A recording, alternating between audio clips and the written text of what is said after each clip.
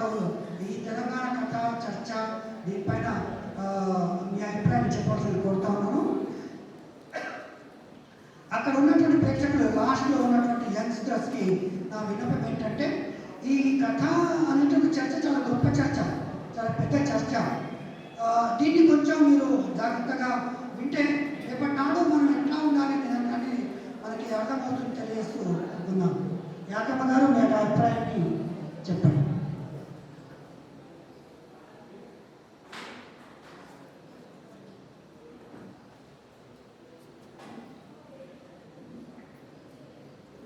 వేదిక మీద ఉన్న పెద్దలందరికీ, వేదిక ముందున్న పెద్దలందరికీ నమస్సులు. విద్యార్థులందరికీ శుభాశీస్సులు తెలియజేస్తూ, ఈనాటి కథ అంటే వర్తమానంలో కథ ఎలా ఉంది అంటే వర్తమానంలో కథ అస్తిత్వాలను తెలియజేస్తుంది. అది దళితం కావచ్చు, గిరిజన కావచ్చు.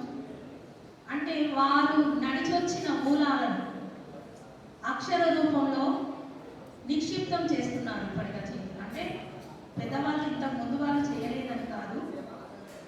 అంటే ఇప్పుడు ఫర్ ఎగ్జాంపుల్ నేనే తీసుకున్నట్టయితే నా కులం గురించి చెప్పుకోవడానికి నేను ఎక్కడ చెందలేదు. మాది కూడా మా వాడాన్ని మొదలు పెట్టాను నేను నా ఫస్ట్ కథ. ఎవరేమనుకున్నా నాది అదే కదా, నేను అక్కడి నుండే వచ్చాను కదా, నా కులం చెప్పుకోవడానికి నేను ఎందుకు భయపడాలి. అక్కడ నుండి మొదలు పెట్టాను.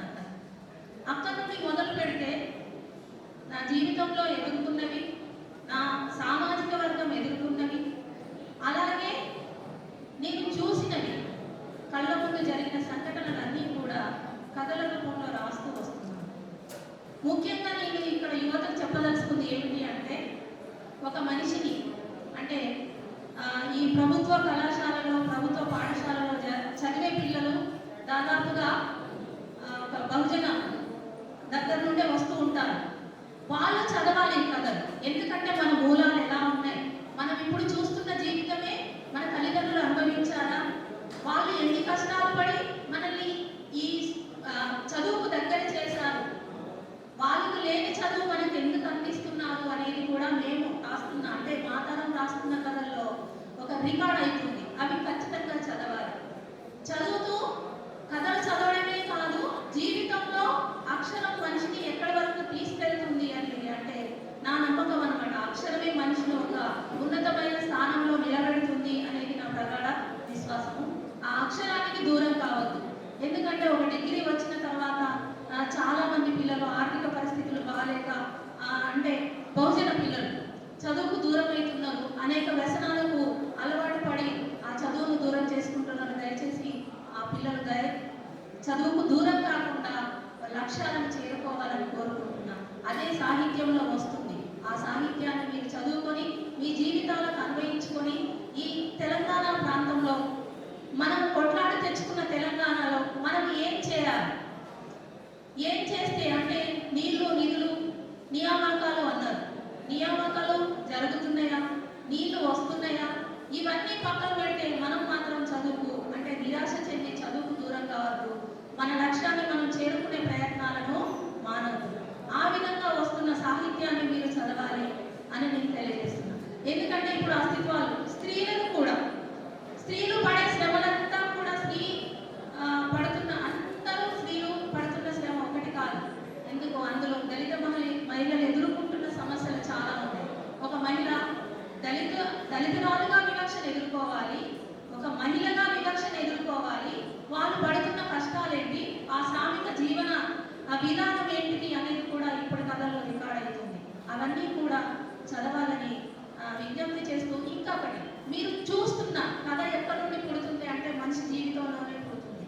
మనం ఏ వస్తువు తీసుకోవాలి, ఇప్పుడు రాజ్యం ఎటువైపు వెళ్తుంది, యువతను ఎటువైపు మళ్లిస్తుంది అంటే చదువుకు దూరం చేస్తుందా, ఉద్యమాలకు దూరం చేస్తుందా, గట్టిగా గొంతెత్తితే ఏం చేస్తుంది ఈ రాజ్యం, అవన్నీ కూడా మనము రికార్డ్ చేయాలి. అంటే యువతగా మీరు చూస్తున్న సంఘటనలు సాహిత్యపరంగా కూడా ముందుకు పోయి మీ ముందు తరానికి అందించాలని ఈ అవకాశం ఇచ్చిన తెలంగాణ సాహితీ వారికి కృతజ్ఞతలు తెలియజేస్తూ ధన్యవాదాలు. ధన్యవాదాలు మేడం. అస్తిత్వాన్ని చెప్పుకోవడానికి మనకి ఏమీ వెనుకబాటు లేదు. ఇప్పుడు నాకు ఎడమవైపు ఉన్న ఉమెన్ సంజయ్ గారు తమకు రాసిన కథలు ఎట్లా ఉన్నాయి, ఎట్లా ఉండాలి దానిపైన తక్కువ సమయం తీసుకున్నాను కోరుతున్నాను.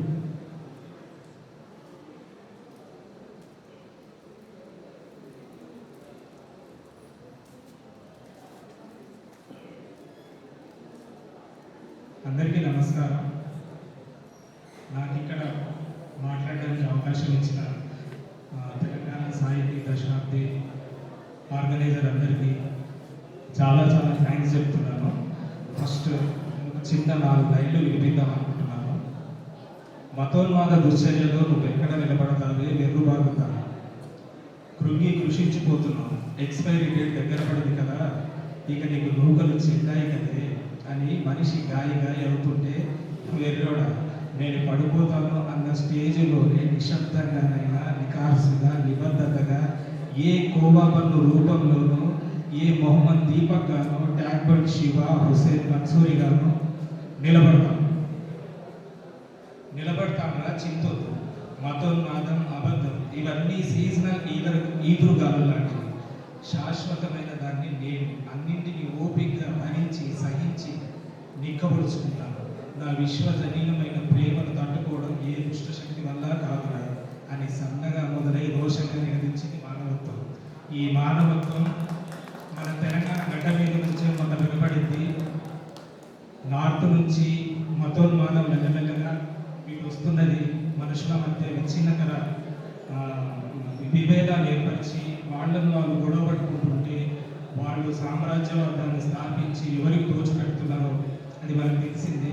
అలాంటి కుట్రని దాన్ని ఎదుర్కొందామని చాలా మేధావులు రచయితలు సోషల్ మీడియాలో చెప్తున్నారు, కానీ వాళ్ళని బూతులతో ఆడుకుంటున్నారు. ఈ బూతులు ఎందుకు నాయన నాకు ఎందుకు, నా పిల్లలతో వాళ్ళతో మాటలు అడిపియాలని కర్మ నాకు ఎందుకు అని ఆముషకుంటున్నారు. కానీ ఈ కోపన్న రూపంలో గట్టి సమాధానం దొరికింది. అంటే మానవత్వం ఎప్పుడైనా నిశ్శబ్దంగానే సమాధానం దొరుకుతుంది. సో ఆ కోణంలో ఇప్పుడు తెలంగాణ గట్టి సమాధానం చెప్పింది. ఇక్కడి నుంచి ఇప్పుడు మన తెలంగాణ తొలి దశ ఉద్యమం నుంచి తీసుకున్న మలి దశ వరకు సాయుధ పోరాటం అని, నిజాం నిరంకుశ పాలనకు వ్యతిరేకంగా రైతాంగ పోరాటం, ఇట్లా చాలా అస్తిత్వాలు చాలా కథలు వచ్చాయి. ఇప్పుడు ప్రధానంగా మతానికి వ్యతిరేకంగా మానవత్వాన్ని నిలబెట్టే కథలు రాయాల్సిన అవసరం రైటర్స్కి ఉన్నది, రాయాలి. అండ్ ఇంకోటి ఏంటంటే రచన, ఇప్పుడు కథలు రాసినప్పుడు కొంతమంది రైటర్స్ అంటారు, ఆంధ్ర ప్రాంత రైటర్సే శైలి శిల్పం అనే ఒక చట్టంలో ఇరికించి ఇలా రాయండి అలా రాయండి అని చెప్తారు. తెలంగాణ కథకు అది అవసరం లేదు. మీరు ఒక పాయింట్ అనుకుంటే అదే నిర్మించుకుంటారు, దాని శైలిని శిల్పాన్ని అదే నిర్మించుకుంటారు. మామిడి హరికృష్ణ గారు ఒక మాట అన్నారు, తెలంగాణ మట్టిని కొట్టుకుంటే కథ ఉంటుంది, ఇక్కడ మట్టిలో గోస ఉన్నది, ఆ గోసను చెప్పడానికి మనకు ఉన్నది, మనం రాయొచ్చు. అండ్ వేంద్ర శ్రీనివాసన్ సార్ కూడా ఒక మాట్లాడతారు, కథ చదివితే కదిలించాలి అంతే. ఇవేవో శైలి శిల్పాలు ఈ చక్రాలు ఇరుక్కొని ఒక కథను తక్కువ చేయడం అనేది కాదు. ఈ శైలి శిల్పాల చక్రం ఎక్కడి వరకు వస్తుందంటే, ఇప్పటికే కథ రాస్తున్నాం, తెలంగాణ కథ మాండలికంలో రాస్తున్నాం, కానీ ఏమంటున్నారంటే కాదు మీరు వివరణ తెలుగులో ఇవ్వండి అని చెప్తున్నారు. సరే, వివరణ తెలుగులో ఇస్తున్నాం, డైలాగు తెలంగాణలో రాస్తున్నాం, అంటే క్యారెక్టర్కి సంబంధించిన డైలాగ్. దాన్ని కూడా ఇంకా రాను ఈ శైలి శిల్పాలు అనే చట్టంలో ఇరికించి దాన్ని కూడా తెలుగు రాయడం అంటారు. ఇంకా ఫైనల్ ఏముంది, మన తెలంగాణ గురించి, మన యాస గురించి, మన భాష గురించి గొప్పగా చెప్పుకోవాల్సింది ఏముంటుంది, ఏం రాస్తుంది. ఫైనల్గా జరిగేది అది. సినిమా రంగంలో కూడా అదే జరిగింది. అర్బన్ తెలంగాణ, రూరల్ తెలంగాణ వచ్చింది. అండ్ తెలంగాణకు సంబంధించిన కల్చర్ని తాగుబోతు సీన్స్ పెట్టి అలాంటివి చేస్తున్నారు. అంటే ఈ విభేదాలన్నీ తెలంగాణ వాళ్ళు పెడతలేదు, ఎవరు పెడుతున్నారో వాళ్ళకి తెలుసు. సో ఈ కోణంలో తెలంగాణ రైటర్స్ ఇప్పుడు ప్రధానంగా మతం గురించి రాయాల్సింది. నేను ఆ కోణంలో కూడా కొన్ని కథలు రాసిన మానవత్వాన్ని మేలుకొల్పే కథలే. ఫైనల్గా మానవత్వమే ఎంత దానవత్వంతో వాడు ఎంత ఇలాంటి లాస్ట్కి వచ్చేసి ఔరాబాయ్ జమీరాబాయ్ అని ఎక్కడో చాలా చిన్నగా రియలైజ్ అవుతున్న కథ చదివి ఏదో చదివి ఇక్కడ ఉన్న స్టూడెంట్స్ అందరూ మీరందరూ భవిష్యత్తులో అంటే మీకు సినిమాలు చూస్తుంటారు, రీల్స్ చూస్తుంటారు, రోజు ఒక గంట మీరు పుస్తకం బట్టి అలవాటు లేకపోతే కనీసం ఫోన్లో నేను ఒక కథనన్నా చదువుకుంటే ఒక కవితనన్నా చదవండి. చదివితే ఏంటంటే సాహిత్యం చదివితే మీకు చాలా విషయాలు తెలుస్తాయి, రీల్స్లో సినిమాలో తెలిసినంత తెలియదు. సో చూడాలని విజ్ఞప్తి చేస్తున్నా. Thank you very much. ధన్యవాదాలు సంగీత గారు. మీరు చాలా మంచి కథలు రాశారు. అలాగే రాయాలని కోరుకుంటూ ఇప్పుడు మన చర్చల్లో పాల్గొనడానికి దేవేంద్ర మహారాజు గారు వచ్చారు. వారు తమ అభిప్రాయాన్ని చెప్పాలని కోరుతున్నాను.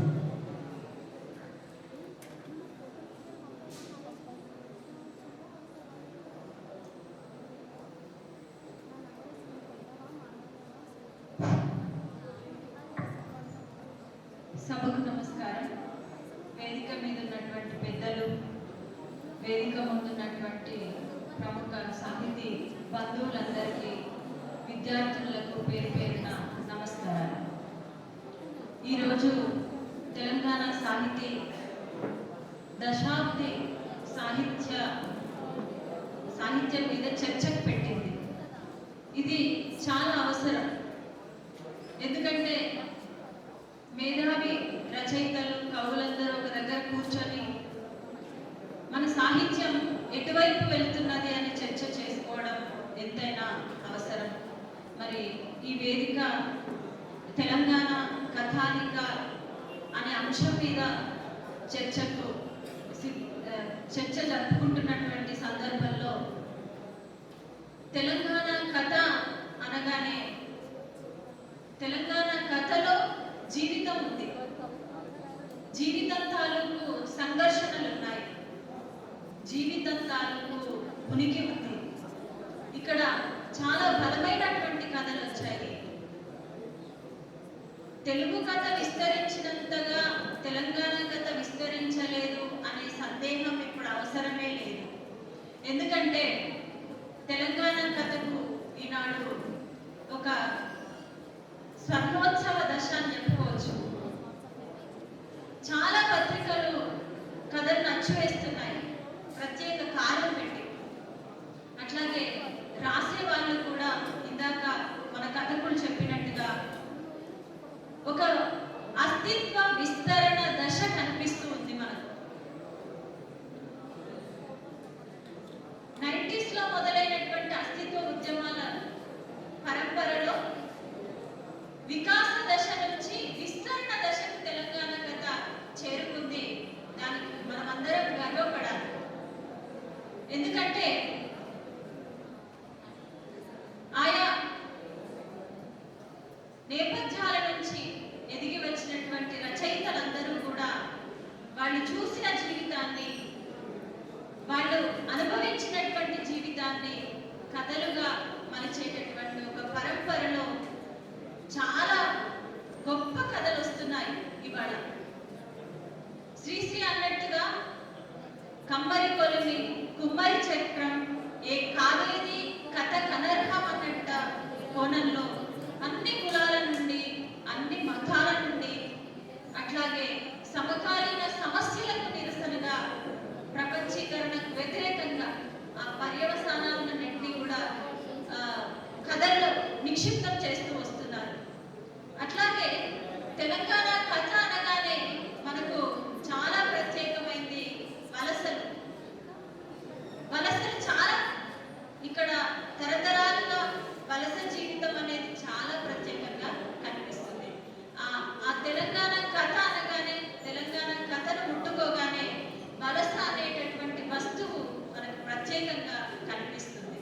అట్లాగే ఒక అస్తిత్వ నేపథ్యాల్లోకి వెళ్ళినప్పుడు ఒక దళిత జీవితాన్ని చిత్రించే కథా రచయితలు, మైనారిటీ జీవితాన్ని చిత్రించే కథా రచయితలు, అట్లాగే బహుజన జీవితాన్ని, అట్లాగే స్త్రీల జీవితాన్ని ప్రత్యేకంగా చిత్రించేటటువంటి కథకులు మన దగ్గర చాలా గొప్ప శిల్పంతో రాస్తున్నటువంటి వాడు ఉన్నారు. స్త్రీవాద కథను చాలా బలంగా ముందుకు తీసుకెళ్తున్నటువంటి వాళ్ళలో డాక్టర్ గీతాంజలి గారు మనకు ప్రత్యేకంగా కనిపిస్తారు.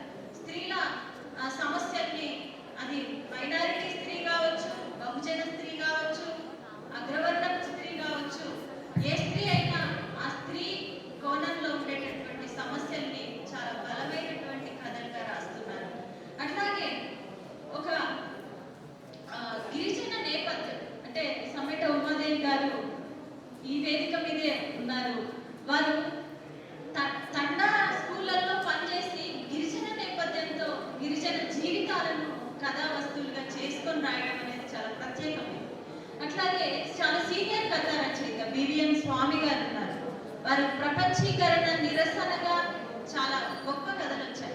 తెలంగాణ ప్రత్యేకమైనటువంటి గని కార్మిక జీవితాలు ఏవైతే ఉన్నాయో, మన గోరెడ్డి వెంకన్న సార్ పాటల్లో వచ్చినట్టు కథల్లో కూడా వచ్చాయి సార్. ఒక మానవత్వాన్ని ప్రతిబింబించేటటువంటి కథలన్నీ కూడా మనకు తెలంగాణ కథలో కనిపిస్తాయి. ఇలా నిజంగా తెలంగాణ కథ చాలా ప్రత్యేకమైనది. విద్యార్థులారా, మీరు కథలు చదివినప్పుడు బుచ్చిబాబు ఒక మాట అంటారు, కథ కెరటం దిగవిడిచిన చారగా ఉండకూడదు. ఆ చార వెనుక కెరటం కనబడాలి, ఆ కెరటం వెనుక హోరు కనబడాలి. ఆ సముద్రం హోరు ఎట్లా ఉంటుందో మనందరికీ తెలుసు. కాబట్టి తెలంగాణ కథలో కూడా జీవితాల హోరు కనిపిస్తుంది, ఆ ఘోష కనిపిస్తుంది. వాటినన్నింటినీ చదివినప్పుడు తెలంగాణ జీవితాన్ని మనం మరింతగా అర్థం చేసుకొని కథలో ముందుకు తీసుకెళ్ళవచ్చు. అట్లాగే చంద్ర తులసి గారు బతుకమ్మ కథ రాశారు. అంటే సంస్కృతికి సంబంధించి ఇక్కడ బతుకమ్మ పండగలకు సంబంధించినటువంటి ఒక ప్రత్యేకమైనటువంటి అస్తిత్వాన్ని కూడా తెలంగాణ కథకులు వస్తువులుగా స్వీకరించారు.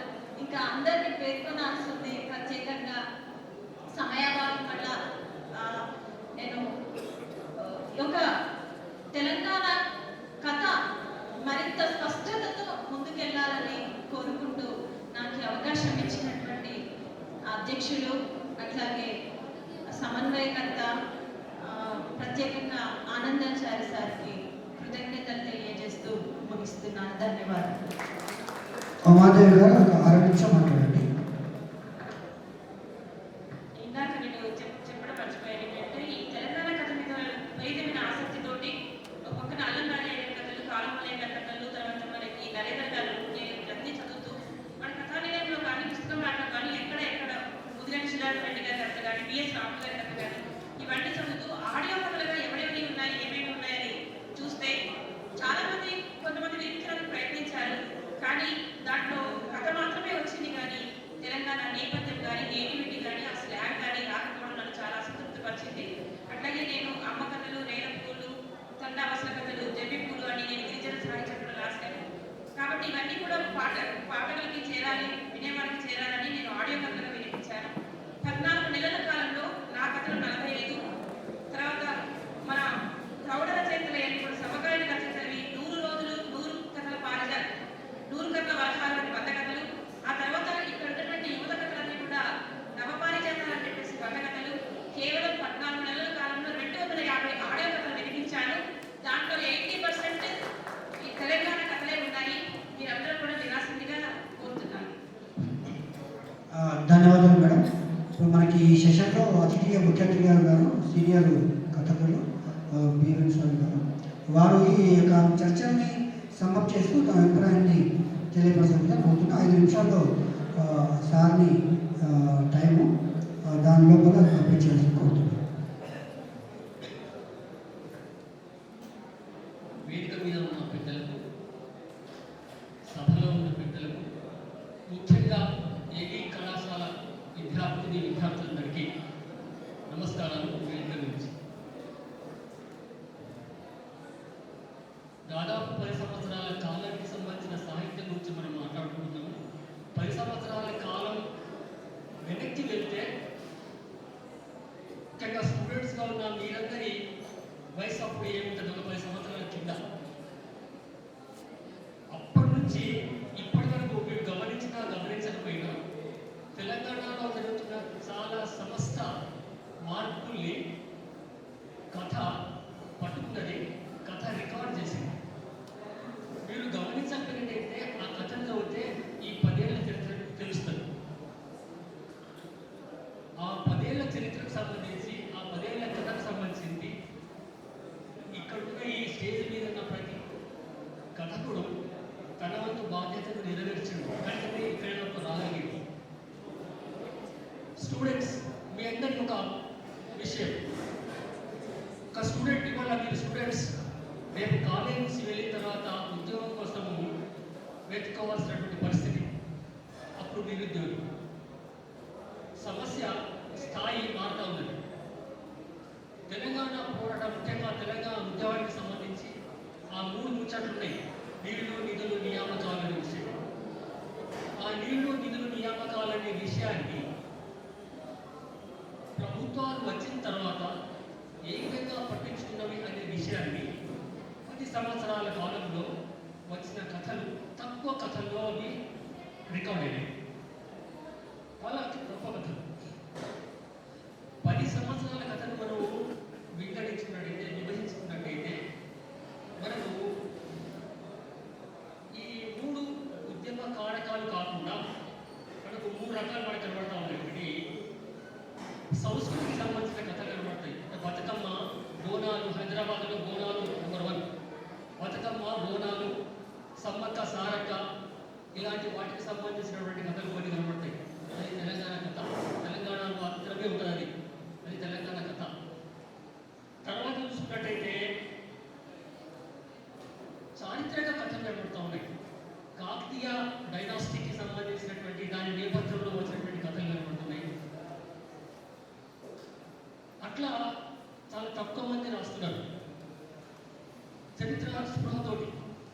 ఇది కూడా తెలంగాణ కథనే. తర్వాత అనేక ప్రాంతాల్లో జరిగినట్టుగానే మన తెలంగాణలో కూడా గుట్టలు కావచ్చు, ఇంకా మిగతా అన్ని కూడా మాయమైపోతున్నాయి అని చెప్తా ఉన్నాం. అది గ్లోబలైజ్డ్ కథ. అంటే ఏంటి?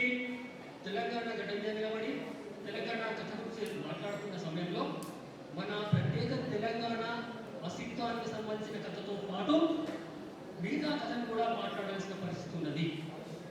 ఎందుకంటే అది కూడా మన జీవితాలను ప్రభావితం చేస్తున్నది కనుక. ఇప్పుడు చాలా మంది ఇందులో మిత్రులు మాట్లాడినట్టుగా మనుషులు కలిసికట్టుగా ఉండే తరుణాన విభజనలు జరుగుతున్నది. ఆ విభజనల మీద మన తెలంగాణలో ఎక్కువగా కాన్సన్ట్రేషన్ జరుగుతున్నది, జరగాల్సిన అవసరం ఉన్నది.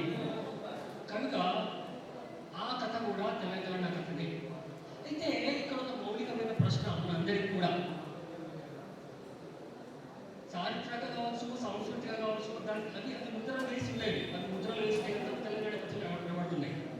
మిగతా కామన్ ఫ్యాక్టర్స్ ఉన్నాయి కదా, మిగతా కామన్ ఫ్యాక్టర్స్ కథల్లో వచ్చినప్పుడు మిగతా ప్రాంతానికి ఈ ప్రాంతానికి మధ్య కామన్ ఫ్యాక్టర్లు చర్చించినప్పుడు, కథలు చర్చించినప్పుడు మనము తెలంగాణ ముద్రను ఏ విధంగా పట్టుకోవాలి అనేది చాలా ఇంపార్టెంట్. అక్కడ మనకు భాష అనేది మనకు సహాయపడుతూ ఉంటుంది. తెలంగాణ మాండలికం, మన మాండలికం కాదు, భాష అంటున్నారు, యాస అంటున్నారు. ఒక్కొక్క ప్రాంతానికి ఇప్పుడు ఇంతకుముందు ఎవరు అన్నారు అర్బన్ అంటే rural Telangana, urban Telangana, rural Telangana అనే ఒక డివిజన్ కూడా వచ్చింది. అట్లా ఆ డివిజన్లో కూడా ఏం చెప్తా ఉంటారంటే ఈ భాష కొంత చేంజ్ అవుతూ వస్తుంది. అది కూడా ఒక అస్తిత్వం. ఇవన్నీ కూడా కొద్దో గొప్ప ఖచ్చితంగా మన తెలంగాణ కథలు కనబడుతున్నాయి. అయితే కనబడాల్సినంతగా లేవు అని మాత్రం చెప్పుకోవాల్సింది. కథ ఎప్పుడు కూడా మిగతా ప్రక్రియ కంటే ఎక్కడనే ఉంటుందండి. ఉద్యమ కాలంలో కూడా ఎక్కడే ఉంటుంది. ఇప్పుడు అంటే ఏం కథ మనం కోరుకున్న తెలంగాణ కథ, సొంత అస్తిత్వ కథ అని అంటూ చూడ అలాంటి కథలు వెంటనే ఉంటున్నాయి. ఈ విషయాలన్నింటిలో కూడా మన మిత్రులు చెప్పారు, చాలా విషయాలు చెప్పారు. సంకలనాలు వస్తున్నాయి, పోటీలు వస్తున్నాయి, అన్నీ కూడా చెప్తున్నాం. సరే, ఆ మాట వల్ల కూడా కొంత కథ వస్తూ ఉన్నది. ఒకటి మాత్రం చివరికి నేను తక్కువ కాలం ఉన్నది కనుక ఒక విషయం మాట్లాడతాను. మిత్రులారా, కథ జీవితం నుంచి వస్తుంది అని చెప్పి స్వీయ అనుభవం నుంచి మొదలైన కథ. స్వీయ అనుభవం లేనిది కథ లేదు. అయితే స్వీయ అనుభవము అనేది ఎంతవరకు మనల్ని ఒక కథకుడిని ముందుకు తీసుకెళ్ళగలదు అనేది ఒక పాయింట్. ఎన్ని కథలు స్వీయ అనుభవం ద్వారా రాయగలము అనేది రెండో క్వశ్చన్. ఈ క్రమంలో కథకుడు కావచ్చు, ఆలోచనాపరుడు కావచ్చు, ఏం చేస్తాడు? ఇతరుల కథలను, ఇతరుల అనుభవాలను సహానుభూతితో తీసుకుంటాడు. అంటే ఎక్స్టెండెడ్, స్వీయ నుంచి ఇతరులకు ఎక్స్టెండెడ్ మనిషి కథకుడు. ఓకే, సంతోషం. ఇతరుల కథను ఎన్ని చెప్తాడు, ఇతరుల కథను ఎంతగానో చెప్తాడు మరియు ప్రశ్న, ఇప్పుడు ఎటు ఎక్స్టెండ్ కావాలి, ఇప్పుడు ఎక్కడికి పోవాలి? ఖచ్చితంగా ఒక సమాజానికి సంబంధించిన ఒక సమగ్ర స్వరూపం గురించి వెతుక్కోవాల్సిన పరిస్థితి ఉంటారు. అంటే బయట వెలుపల ఉన్న స్వీయ అంటే లోపలి, అంటే తనకు సంబంధించిన తన కుటుంబము, తన కులము, తన కానీ ఖచ్చితంగా 100% ఇవి లేని లేదు సమాజం.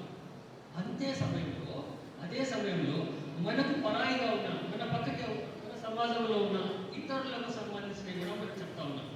అయితే నా కథ, ఇతని కథ, అతని కథ, వారి కథ అందరి కలిపి ఈ సమాజ కథగా మారుతుందా అనే ఒక ప్రశ్న. అట్లా చూసుకున్నప్పుడు, అట్లా ఆలోచన చేసినప్పుడు ఖచ్చితంగా సమాజంలో లోపల ఉన్నటువంటి చలనాలు అంటే నడిపే క్రమంలో నడుపుతా ఆ సమాజాన్ని నడిపేటువంటి ఆ శక్తులు ఉన్నాయి కదా, ఆ శక్తులకు సంబంధించిన లక్షణాలు ఖచ్చితంగా కథలోకి రావాలి. అట్లా కథలోకి వచ్చినప్పుడే అది ఫలానా ఊరి కథ, అది ఫలానా సమాజం కథ, అది ఫలానా రాష్ట్రం కథ అని చెప్పబడుతుంది. ఆ సమయంలో అది ప్రత్యేకమైనటువంటి ఆ ప్రాంత కథగా మిగులుతుంది. అదే సమయంలో ఇంకొకరు ఎవరన్నారు మానవత్వం గురించి మాట్లాడారు.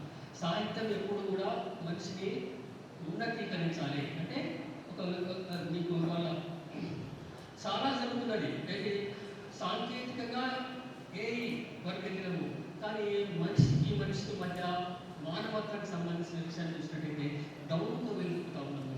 దీన్ని కూడా పైకి తీసుకొచ్చేటువంటి విషయం. కానీ ఈ క్రమంలో కూడా చాలా మంది కథకులు ఉన్నారు, దీని మీద దృష్టి పెట్టే కథకులు కూడా ఉన్నారు. కనుక తెలంగాణలో కథ తక్కువేం లేదు, తెలంగాణలో కథ ఉంది. తెలంగాణలో కథ తనదైనటువంటి ఒక ముద్ర కలిగి ఉంది. ఇంకొకటి శైలీ శిల్పాల గురించి ఎవరో మాట్లాడారు. నేను ఒకటే చెప్పాల్సిన శైలీ శిల్పం అంటే ఏంటి? నీవు ఒకటండి, మన శరీరం ఉంది, మన శరీరంలో మట్టి ఉంది, మన శరీరం మట్టి వాసన ఉన్నది, అది మన శరీరం. మనం రాసే కథ ఉంటుంది, ఆ కథ దానికి సంబంధించిన శైలి అంతే.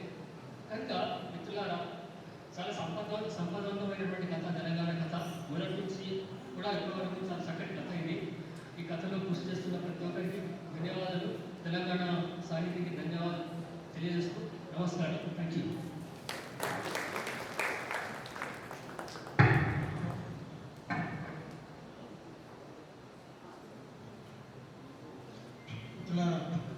ఈరోజు మనం నిర్వహించుకున్నటువంటి మొదటి సెషన్ తెలంగాణ కథ. దాన్ని గంట సేపు అన్నాము. 2:45 నుంచి 3:45 చాలా క్రమశిక్షణతో మన వచ్చినటువంటి అతిథులు వాళ్ళకు ఉన్నటువంటి తక్కువ సమయంలో ఈ తెలంగాణ కథ మీద గత ఈ 10 సంవత్సరాల్లో అలాగే అంతకుముందు దాంట్లో వచ్చినటువంటి మార్పులు, వాళ్ళు అనుభవించినటువంటి కొన్ని విశ్లేషణ రూపంలో వాళ్ళ అభిప్రాయాలు ఇవన్నీ కూడా తక్కువ టైంలో అయినా కానీ వాళ్ళు చర్చ పెట్టడం కోసం ప్రయత్నం చేశారు. వాళ్ళందరి తరఫున, తెలంగాణ రాష్ట్ర కమిటీ తరఫున వీళ్ళందరూ కూడా పేరున ధన్యవాదాలు తెలియజేసుకుంటూ, వీళ్ళందరూ అనేక కార్యక్రమాల్లో బిజీగా ఉన్నప్పటికీ, కొంతమంది లెక్చరర్లుగా టీచర్లుగా ఉన్నప్పటికీ వాళ్ళందరితో ముందే మాట్లాడి ఇన్విటేషన్లో వారి పేరుని పెట్టడం జరిగింది. వాళ్ళ పర్మిషన్ తీసుకొని వచ్చినటువంటి అందరూ ఎవరు మిస్ కాకుండా అందరూ వచ్చినందుకు ధన్యవాదాలు. వీళ్ళందరినీ తెలంగాణ సాహితీ సన్మానించాలని చెప్పి అనుకుంటుంది. వీళ్ళందరినీ సన్మానించాల్సిందిగా తెలంగాణ సాహితీ అట్లాగే సాహిత్య రంగంలో అనేక సంవత్సరాలు కవిగా, రచయితగా పనిచేసినటువంటి వ్యక్తి, అట్లాగే సీనియర్ నాయకులు, మనం ఉదయాన్నే తెలంగాణ సాహితీ స్ఫూర్తి పేరు మీద సత్కరించినటువంటి వ్యక్తి. అనేక కరెక్ట్గా నాకు ఐడియా లేదు కానీ సుమారు 40 సంవత్సరాల పాటు ఉపాధ్యాయ వృత్తిలో ఉన్నారు. అట్లాగే ఐక్య ఉపాధ్యాయ ఫెడరేషన్లో కూడా పనిచేయడం జరిగింది. నరహరి గారిని వేదికపైకి రావాల్సిందిగా వచ్చి మన అతిథుల్ని సన్మానించాల్సిందిగా కోరుతున్నాం. హరిప్రియ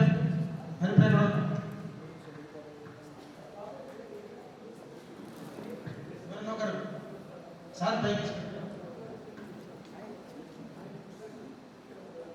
అట్నుంచి ఒక్కొక్కరిని సన్మానిస్తారు సార్ గారు. ముందు దేవేంద్ర మహారాజ్ గారికి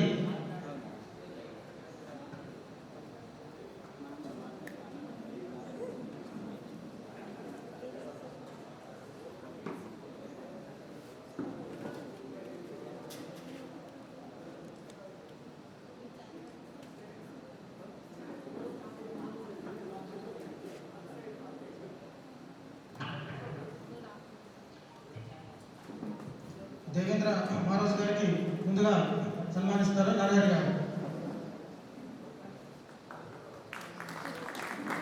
తర్వాత మణిప్రీతం సారీ రత్నం గారిని తర్వాత సన్మానిస్తుంది. తర్వాత సాయి వంశీ గారిని తర్వాత సన్మానిస్తారు.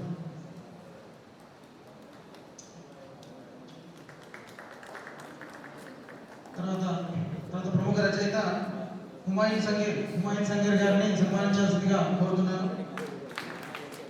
తర్వాత ఈ సభకి అధ్యక్షత వహించిన వాయిద్ ఖాన్ గారిని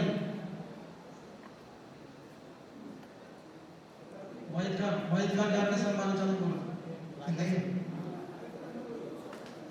ఫోటో కోసం అంటున్నాను. తర్వాత ఈ సభకి అతిథిగా మనం పిలిచినటువంటి బిఎన్ స్వామి గారిని సన్మానించాల్సిందిగా కోరుతున్నాం. తర్వాత ప్రముఖ రచయిత్రి సమ్మేటి ఉమాదేవి గారిని సత్కరించాల్సిందిగా కోరుతున్నాం.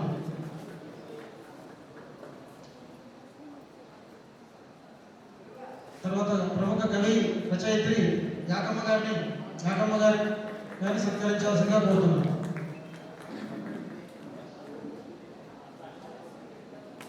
తర్వాత ప్రముఖ రైటర్ చందు తులసి గారిని సత్కరించాల్సిందిగా కోరుతున్నాం. తర్వాత నారాయణ గారు మధ్యలో ఉంచాలని ఒక గ్రూప్ ఫోటో తీసుకుంటారు.